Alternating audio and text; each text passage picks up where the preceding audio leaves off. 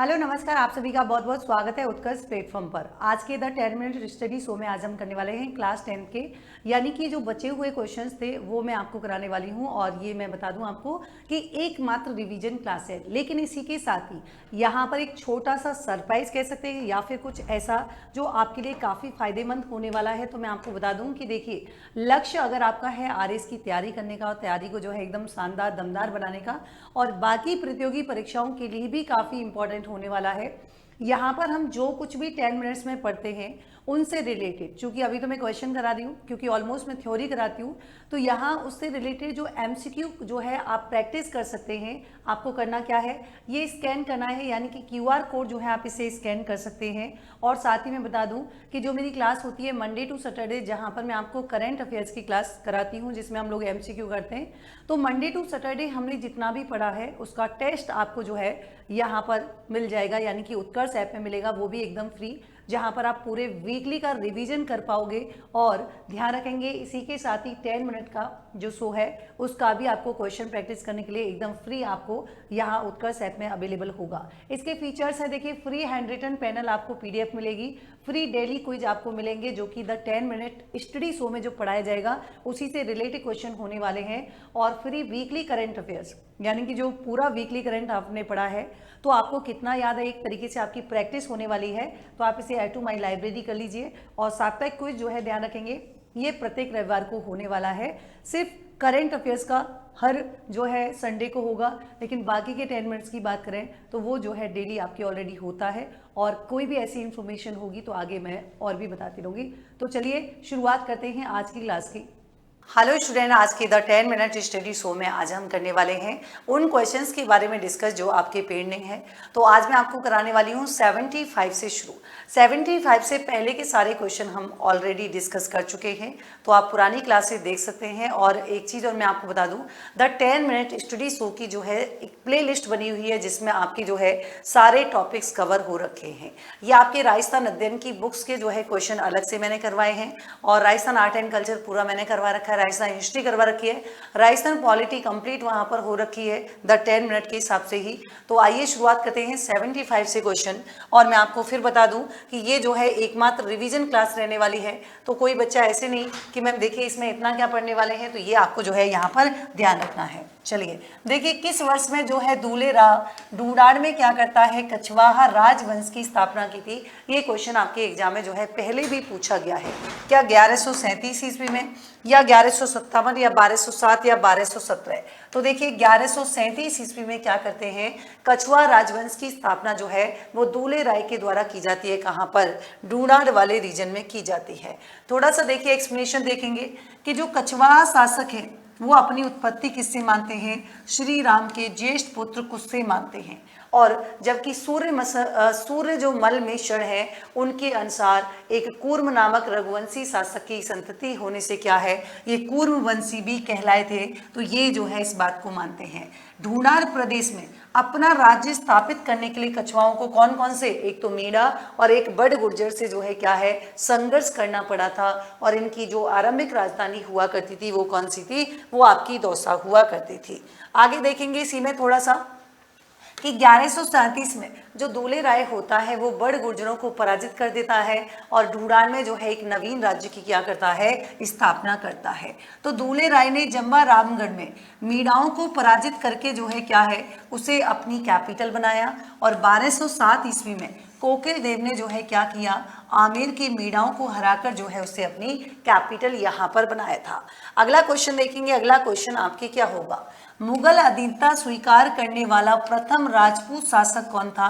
तो ध्यान रखेंगे यहाँ पर करेक्ट आंसर हो जाएगा कौन सा, आपका सी ऑप्शन जो है आपकी करेक्ट आंसर होने वाला है। थोड़ी सी एक्सप्लेनेशन देखिए कि भारमल जो होता है ये भाई प्रथम राजपूत शासक था जिसने मुगलों की अधीनता स्वीकार करी थी।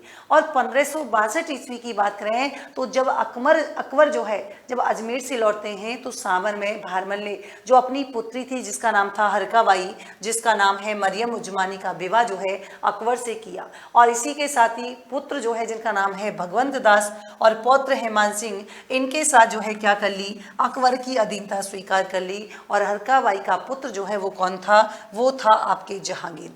नेक्स्ट क्वेश्चन देखेंगे कि निम्नलिखित में से किस कछवाहा शासक को अकबर ने फरजंद की उपाधि यहाँ पर दी थी।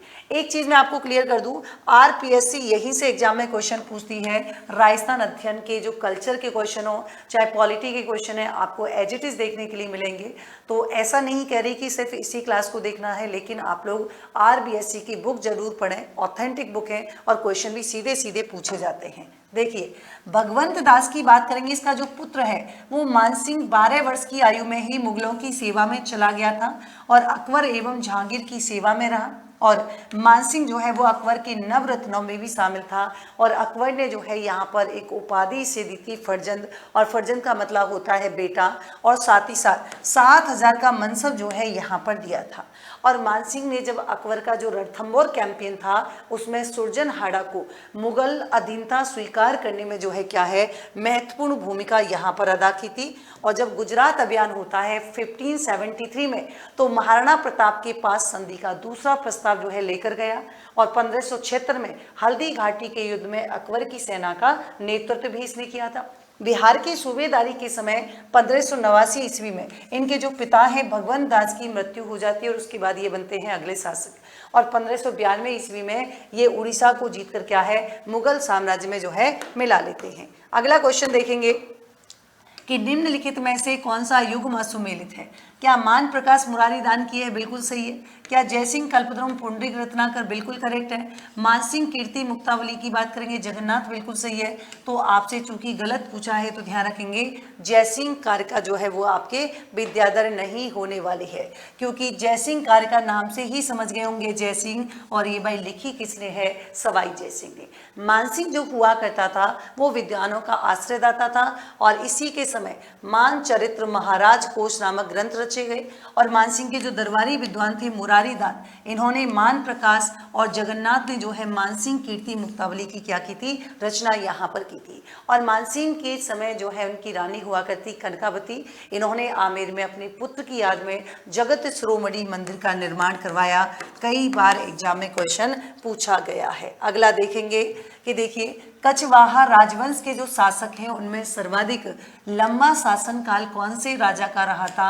आंसर हो जाएगा कौन सा, आपके मिर्जा राजा सिंह जो है यहाँ पर करेक्ट आंसर हो जाएंगे। जरा देखिए कि मिर्जा राजा जयसिंह की बात करेंगे तो ये 11 वर्ष की अल्पायु में ही क्या बन जाते हैं, यहाँ पर शासक बन जाते हैं। और अपने 40 वर्षों के शासनकाल में 3 मुगल शासकों यानी कि जहांगीर, शाहजहां और औरंगजेब की सेवा में जो है रहते हैं। और 1623 ईस्वी में दक्षिण में जो मलिक अंबर है इसके विरुद्ध क्या करते हैं, इन्होंने अभियान किया। फिर 1629 ईस्वी में जो उत्तर पश्चिमी सीमांत क्षेत्र है वहां पर उज्बेकों के जो विद्रोह था उसका दमन किया, है ना। और उसके बाद 1630 में खान ए जहां लोदी के विद्रोह को दबाया। और फिर उसके बाद 1636 ईस्वी में जो शाहजहां के साथ बीजापुर और दूसरा गोलकोंडा अभियान था तो उनके जो है अभियान में दक्षिण भारत जो है गया था। 1637 ईस्वी में शाहजहां ने जो है क्या किया, मिर्जा राजा की उपाधि देकर जो है क्या है सूजा के साथ जो है कंधार यहाँ पर भेजा था। ये आपको स्पेशली यहाँ पर ध्यान रखना है। तो ये जो है हमने यहाँ पर क्वेश्चन कर लिए हैं, कितने 75 से लेकर 80 क्वेश्चन यहाँ पर किए थे। लेकिन थोड़ा सा मैं एक खास आपको जानकारी दे दूं इसी के साथ ही कि मैंने बहुत सारे जो है आपके आर्ट एंड कल्चर के, बहुत सारे करंट अफेयर्स के जो है यहाँ पर मेनली क्वेश्चन करा रखे हैं। लेकिन आज मैं आपको कुछ एक्स्ट्रा इन्फॉर्मेशन जो है वो भी यहाँ पर देने वाली हूँ जो आपके एग्जाम के पॉइंट ऑफ व्यू से जो है क्या है काफ़ी इम्पोर्टेंट यहाँ पर होगी। तो मैं आपको बता दूँ कि देखिए अगर आपसे पूछे जो काफ़ी चर्चा में रहा है, जैसे एग्जाम में क्वेश्चन भी पूछा गया था, जैसे अगर आपसे क्वेश्चन पूछा जाए कौन सा, आपने एक नाम सुना होगा यूट्रिकुलेरिया। यूट्रिकुलेरिया एक पौधा सुना होगा, यूट्रिकुलेरिया पौधा। ये क्वेश्चन अभी हाल ही एग्जाम में पूछा गया था कि ये जो है कौन से जिले में पाया गया यूट्रिकुलेरिया। तो ध्यान रखेंगे ये आपके केवलादेव घना पक्षी बिहार में, कहाँ पर ये आपके पाया गया, केवलादेव घना पक्षी बिहार में यहाँ पर पाया गया था। और इसी के साथ ही मैं आपको बता दूं कि दूसरा जो है काफ़ी चर्चा में रहा है कौन, ये आपके अल्बिनो है ना, ध्यान रखेंगे। अल्बिनो, अल्बिनो सनफ्लावर गिलहरी, अल्बिनो सनफ्लावर गिलहरी की बात करेंगे, सनफ्लावर गिलहरी की बात करेंगे तो ये जो है आपके कहाँ पर पाई गई है, CISF कैंप टोंक में। कहाँ पर मिली है, तो ये आपकी CISF जो कैंप है टोंक में, यहाँ पर जो है ये हमें देखने के लिए मिली है। और थर्ड जो काफ़ी इंपॉर्टेंट चर्चा में रहा है, दुर्लभ कैराकर, दुर्लभ जो है आपके कैराकल बिल्ली देखने के लिए मिली है। ये आपके जो है मुकुंदरा है ना, ये कैराकल बिल्ली जो है ये आपके मुकुंदरा कहाँ पर मिली है, ये आपके मुकुंदरा हिल्स कोटा है ना, ये आपके मुकुंदरा